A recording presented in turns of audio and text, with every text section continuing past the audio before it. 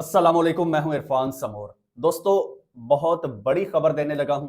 खबर यह है कि वजीर आजम ने अवामी एहतजाज के बायस इस्तीफा दे दिया है। जी हां, वजीर आजम ने अवामी एहतजाज के बायस इस्तीफा दे दिया है। जब भी पाकिस्तानी ये खबर सुनते हैं तो उनकी आंखों में एक चमक आ जाती है। आज फिर उनके लिए यही खबर है। इसकी डिटेल आपको बताऊंगा और साथ ही साथ आपको यह भी बताऊंगा कि पाकिस्तान में इस वक्त अवाम की बर्दाश्त से हालात बाहर हो गए हैं और अवाम का अब जब्त जो है वो जवाब दे चुका है। इसकी सारी डिटेल बताऊंगा और साथ ही साथ आपको यह भी बताऊंगा कि आपके प्यारे प्राइम मिनिस्टर पाकिस्तान से कूच कर गए हैं। वो कौन से मुल्क गए हैं, क्यों गए हैं, इसकी सारी डिटेल आपको बताऊंगा, एक एक चीज आपको बताऊंगा। लेकिन उससे पहले नए आने वाले दोस्तों से गुजारिश है कि ये चैनल आपका अपना है। अगर अभी तक इसको सब्सक्राइब नहीं किया तो सब्सक्राइब जरूर कर लीजिए और बेल आइकन पर क्लिक कर दीजिए ताकि हर नई आने वाली वीडियो टाइमली आपको मौसूल हो जाए। दोस्तों, सूरत हाल यह है कि जब भी कोई ऐसी खबर आती है कि मुल्क में कोई मुजाहरे फूट पड़े, किसी भी मुल्क में दुनिया के, कि वजीर आजम ने इस्तीफा दे दिया, अवाम की रेजिस्टेंस के बायस हुकूमत तब्दील हो गई, हुकूमत का तख्ता उलट गया, चाहे वो बांग्लादेश के हवाले से खबर आए, चाहे श्रीलंका के हवाले से या नेपाल के हवाले से खबर आए, तो पाकिस्तानी अवाम की आंखों में एक चमक आ जाती है, उनके दिल में एक होप आ जाती है। लेकिन ऐसा होता क्यों है? ऐसा इसलिए होता है कि वहां पर जितने भी रिजीम चेंज हुए हैं या फिर ये डेवलपमेंट्स हुई हैं, पाकिस्तान में हालात उनसे मुख्तलिफ नहीं है। अब फिर एक उसी टाइप की खबर आई है और खबर यह है कि अब इस बार जनाब बल्गारिया के वजीर आजम ने इस्तीफा दे दिया है। जी हां, बल्गारिया के वजीर आजम हैं रोजन जेलियाजकोफ। उन्होंने बुध की शब को मुल्क भर में बड़े पैमाने पर होने वाले एहतजाज के बाद इस अपने ओहदे से इस्तीफा दे दिया है जनाब। और इस हवाले से आपको बताता चलूं कि पाकिस्तान में भी हालात उससे मुख्तलिफ नहीं है। इस्तीफा दिया गया है जी, अवाम ने प्रोटेस्ट किया, मुजाहरे किए और हुकूमती बदउनवानियों के खिलाफ मुजाहरे किए। इससे पहले जनाब, अच्छा, उनकी हुकूमत भी अकलियत में है। उनकी हुकूमत अकलियती सेंटर राइट की हुकूमत सिर्फ जनवरी से बरसरे इक्तदार है इसी साल की, और बदउनवानी के इल्जामात का सामना वो कर रही थी। आपकी हमारी हुकूमत भी कर रही है। और अवामी दबाव के बाद हुकूमत पहले ही अगले साल का मुतनाज़ा बजट भी वापस ले चुकी थी। टीवी खिताब में वजीर आजम ने कहा कि हम अवाम की आवाज सुनते हैं, नौजवान और बुजुर्ग दोनों हमारे इस्तीफे का मुतालबा कर रहे हैं। सदर रोमन रादियो ने भी गुज़श्ता हफ्ते हुकूमत से मुस्ताफी होने का मुतालबा किया था और वजीर आजम की हुकूमत अब तक 5 अदम एतमाद की तहरीकें झेल चुकी है और जुमेरात को 6ठी तहरीक का उसे सामना करना था और इससे पहले जनाब इस्तीफा दे दिया है उन्होंने। अब यह खबर मैं आपको क्यों सुना रहा हूं दोस्तों? यह खबर आपके लिए बहुत जरूरी है, पाकिस्तानियों के लिए बहुत जरूरी है। पाकिस्तान में हालात उससे मुख्तलिफ नहीं है। महंगाई देखिए किस कदर बढ़ गई है, बेरोजगारी बढ़ गई है और अवाम की इनकम नहीं बढ़ी। आप किसान को ले लीजिए, किसान का क्या हाल है। आप इंडस्ट्री को ले लीजिए, लोगों के पास रोजगार नहीं है और लोगों की जो इनकम है वो बढ़ी नहीं।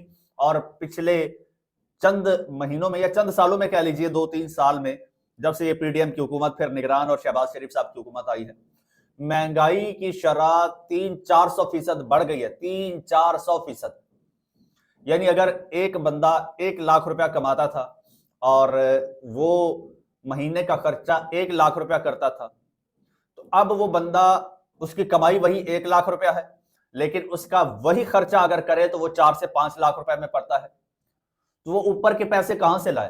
तो फिर मजबूरन उसको क्या करना पड़ता है? उसको अपने एक्सपेंसेस रिड्यूस करने पड़ते हैं, उसको अपना लाइफस्टाइल जो है उसको नीचे लाना पड़ता है और नीचे ला के वो फिर मिडिल क्लास से लोअर मिडिल क्लास चला जाता है और फिर वो जनाब खत्ते गुर्बत से नीचे चला गया है। अब आप जरा रेशो निकाल के देख लीजिए कि इन गुज़श्ता 2-4 सालों में जो पॉवर्टी लाइन है वो कहां से कहां पहुंच गई है, ग्राफ कहां से कहां पहुंच गया है। यानी मिडिल क्लास तकरीबन खत्म होती जा रही है। एलीट के बाद फिर डायरेक्ट लोअर मिडिल क्लास आ गई है और मिडिल क्लास तो दरमियान में से खत्म होती जा रही है और यही सबसे ज्यादा खतरनाक चीज है। अब ऊपर से जनाब सोने पर सुहागा आपकी माशाल्लाह से हुकूमतें, एक तो आईएमएफ के जनाब दबाव में आकर, क्योंकि उनसे पैसा लेना है, मुल्क में काम काज कारोबार तो है नहीं, तो अवाम पर एक तो टैक्सेस बढ़ाती हैं, ऊपर से अब ये जो पंजाब में सिलसिला शुरू हो चुका है, ये जो चालान्स वाला, यकीन कीजिए लोग बद्दुआएं दे रहे हैं, लोग बद्दुआएं दे रहे हैं, लोगों को पकड़ पकड़ के जेलों में डाला जा रहा है, लोगों से जबरदस्ती एक तरह से गुंडा राज के लगाया हुआ है और पैसा लोगों से छीना जा रहा है, जबरदस्ती उनकी जेबों से निकाला जा रहा है। जो पैसा नहीं देता तो फेंको जेल में, जो पैसा नहीं देता फेंको जेल में। कोई मोटर बाइकर बाहर निकलता है उसका चालान हो जाता है, कोई गाड़ी वाला निकलता है, पॉसिबल ही नहीं है, पॉसिबल ही नहीं है कि पंजाब के रोडों पे आप निकलें गाड़ी लेकर और आपका चालान ना।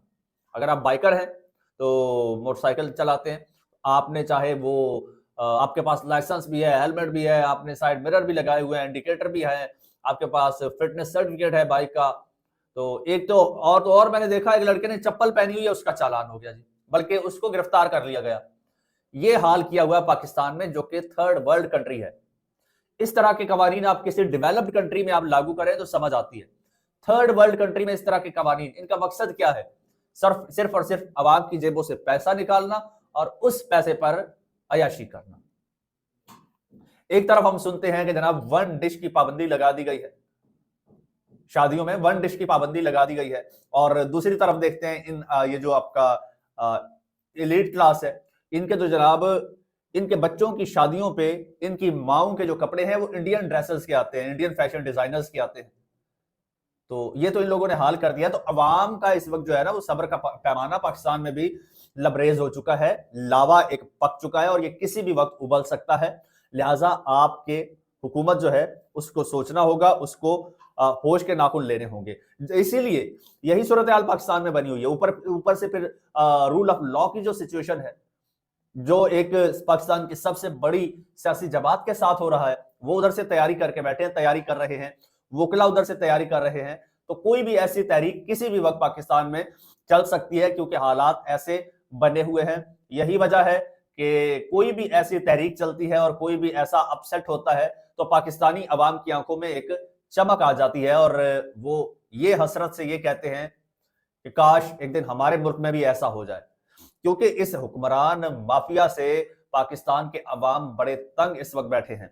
और साथ ही साथ आपको ये भी बताता चलूं कि अभी खबर आई है कि आपके वजीर आजम साहब जो हैं उनकी माशाल्लाह से आनियां जानियां लगी हुई हैं। एक मुल्क से आते हैं दूसरे मुल्क चले जाते हैं, वहां से आते हैं दूसरे मुल्क। लेकिन अभी तक ये कोई 1.5 साल की हुकूमत होगी है मेरे ख्याल में इनकी, या इससे भी ऊपर की। और इस दौरान मैंने नहीं सुना कि जनाब कहीं से इनको कोई सिवाय IMF के कहीं से कोई इनको पैसा मिला हो, कहीं से कोई इन्वेस्टमेंट आई हो, किसी ने कोई इन्वेस्टमेंट की हो, मैंने नहीं सुना। की हो तो शायद इनको बताना चाहिए, मैंने नहीं सुना। क्योंकि अगर की होती तो यकीनन आपको पता है कि किस तरह से चीजों को बढ़ा चढ़ा के एडवर्टाइजमेंट इनकी करते हैं, लेकिन ऐसा कोई मैंने नहीं सुना कि कहीं से पैसा आया हो। हाँ, ये सुना है कि जी उधर जा रहे हैं, उधर जा रहे हैं, उधर जा रहे हैं, वहां पे जनाब ये बात हुई है, वहां पे ये बात हुई है डेवलपमेंट की। लेकिन अब ये देखिए, अब शहबाज शरीफ साहब जा रहे हैं जी तुर्कमेनिस्तान, अभी आए हैं पाकिस्तान, अभी अभी अभी फिर जा रहे हैं तुर्कमेनिस्तान जा रहे हैं। वजीर आजम शहबाज शरीफ 11 और 12 दिसंबर को तुर्कमेनिस्तान में बैनुल अक़वामी फोरम बराए अमन व एतमाद में शिरकत करेंगे। इस मौके पर वो तुर्कमेनिस्तान के सदर सरदार बुर्दी मोहम्मद वफ से भी मुलाकात करेंगे और दौरे के दौरान दीगर ममालिक के रहनुमाओं से भी मुलाकातें मुतवक्का हैं। अब जा क्यों रहे हैं जी? मुलाकातों में खित्ते में बाहमी ताउन, खित्ते में इस्तेहकाम, मुआशी शराकतदारी और तवानाई के मंसूबों, खुसूसन तापी गैस मंसूबे की पेशरफ्त पर तबादला ख्याल किया जाएगा।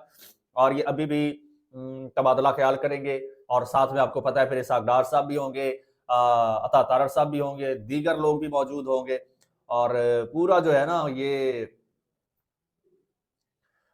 एक कुंभा जाएगा। अच्छा, ये सारे लोग तो जाएंगे, लेकिन आपको पता है शहबाज शरीफ साहब अभी अभी जब आ रहे थे, तो अभी भी जब लंदन से पाकिस्तान आ रहे थे, वो कजाकिस्तान है, पता नहीं कौन सा मुल्क है, वहां पे वो रुक गए थे 7-8 घंटे। ऐसे मुल्कों में क्यों जाते हैं दोस्तों? ऐसे मुल्कों में लंदन प्लान तरतीब दिए जाते हैं। पीछे रीजन ये होता है, पीछे रीजन ये होता है, कभी ये तुर्कमेनिस्तान जा रहे हैं, कभी जनाब आज़रबाईजान, कभी फलाने जान, कभी इस भाईजान, कभी इस भाईजान, कभी लंदन, कभी पेरिस, कभी न्यूयॉर्क। वो मूवी थी ना, तो वही वजीर आजम साहब की आनियां जानियां लगी हुई है। अब इसके पीछे गेम क्या है वो तो हम उसकी खोज लगाने की कोशिश कर रहे हैं। जैसे ही हमें कोई थोड़ी सी भी कोई इंफॉर्मेशन मिलेगी तो इंशाल्लाह सबसे पहले आपके साथ में शेयर करूंगा। उसके लिए ज़रूरी है कि चैनल आपका अपना है, अगर अभी तक सब्सक्राइब नहीं किया तो सब्सक्राइब ज़रूर कर लीजिए और बेल आइकन पर भी क्लिक कर दीजिए। मेरे किसी सब्सक्राइबर दोस्त ने ये शिकवा किया है मुझसे कि जनाब आप रेगुलर नहीं हैं, आपके वीलॉग्स बहुत कम आते हैं। तो जनाब आज से इंशाल्लाह आपका ये शिकवा भी दूर कर दिया जाएगा। अब से आपको रेगुलर वीलॉग्स मिलेंगे। इजाज़त दीजिए, अल्लाह हाफ़िज़।